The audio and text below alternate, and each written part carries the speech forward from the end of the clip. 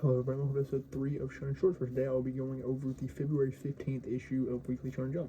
This week I read One Piece, Jujutsu Kaisen Modulo, Gonron Egg, Under Doctor, and Alien Headbutt. So to begin with One Piece, this week it was kind of more just continuation, nothing really climactic happened, but it was a very solid chapter. So what we see is Summer's dealing with the aftermath of the ship being destroyed, and Gunko's arrow is still leading the kids to where the ship would be because she is not dead and she's under the control of Emu, so she is continuing to use her power. And this is leading the kids to a bluff, well not a bluff, but to a drop, where they will ultimately fall off and die and go to the underworld. And so Summer just lets them continue along. And so we see all of their parents come and try and save them, and they're holding them, grasping them as they begin to fall off the edge, which is really sweet and wholesome. The title of this was, I believe, The World's Strongest Thing, and it shows that the love that a parent holds for their child is the world's strongest thing, which is a really cool thing about Oda, because I thought he was going to be alluding to like the most powerful being. But yes, and then they all fall off, and then we see them land on this big black thing. We're like, what is this? It's Loki. Loki's devil fruit got revealed, and it's a Zoan, as we knew, and it's like a big dragon. Like, okay, I thought at first his might be Normangander, but it's not Normangander, and it's not Fenrir.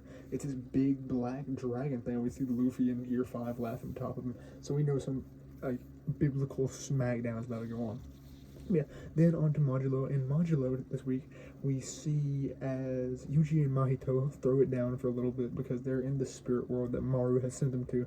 And so they finally get to fighting. And Yuji absolutely obliterates Mahito with a domain expansion. Yeah, so it was very peak, has some very cool panels in there. But yeah, then Maru and Yuji get to discussing their plans for how to eradicate the occurrence of cursed spirits.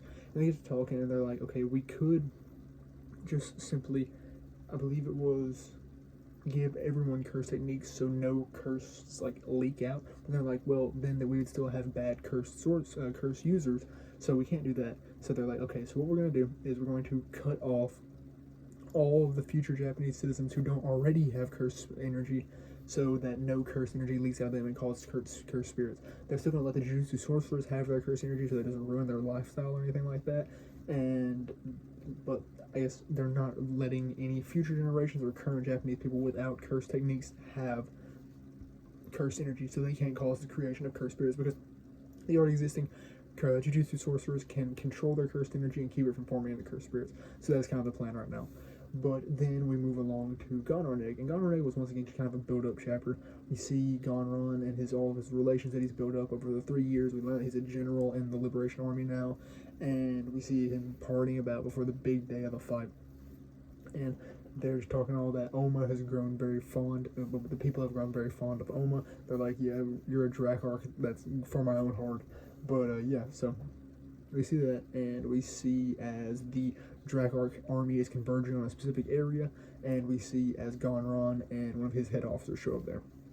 Yeah, then we move on to Underdoctor, and Underdoctor picks up where it left off last week with Haji and Chiwa trying to escape from Lin Ya's, I guess, grasp after his failed attempt of getting Haji to perform a heart surgery on him, and we get to see Chiwa's kind of specialty. And Chiwa, okay, so I guess first to preface, they are fighting a person who uses sign language, and they have like a Japanese play mask, like a kabuki mask or something like that. But they have that on, and they only speak sign language. And so they are talking with their hands, and they're like, oh, I don't understand you. And so they start to attacking Chiwa and Haji, and we see Chiwa, she uses ricocheting bullets that are made out of a special alloy, so they ricochet. So she takes out all of Lin Ya's goons and henchmen, and then we see her eventually get captured by the person who's speaking sign language. Well, Haji's like, oh wait, I can speak sign language too, and the person just lets her go. And he's like, oh, I can do this because I'm a doctor. Yeah, so then we go into Alien Headbutt, and Alien Headbutt, I don't know if it's going to get good. I want to wait it out. I'm probably going to give it at least 5 chapters to see if it gets good, because this week was kind of a backstory of how the aliens got at the main character's homeland. I don't have his name memorized yet, but how they got at his homeland. And it just explains how they came down in eggs, they eventually hatched and began to eradicate the population of the area, and they have been there for 3 months now because he learns it through this little boy that he finds and saves.